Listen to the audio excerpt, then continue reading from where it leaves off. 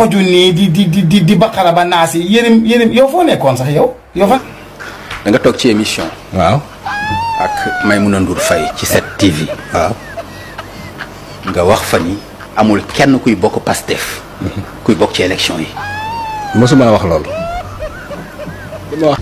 yow li yóbbu Sonko dafay bàyyi Bassirou Diomaye. lu tax. ci gàttal képp ku bokk ci Pastef ñu dissoudre ko nekk candidat.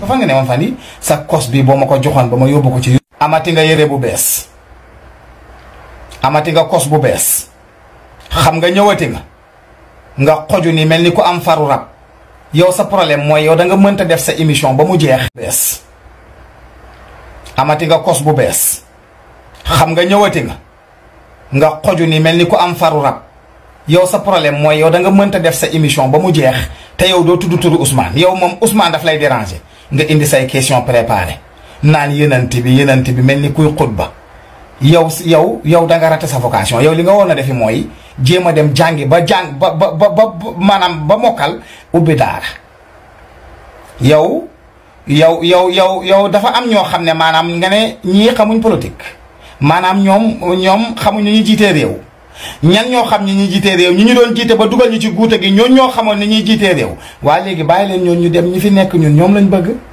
ñun dañoo bëgg ñoom ñu jiite bu bees bu ñu xamut bu ñu jàngagul ñun nga xoju nii di baqara ba naas yi yërim yow foo nekkoon sax yow fa nga ne woon fan yi sa kos bi boo ma ko joxoon ba ma yóbbu ko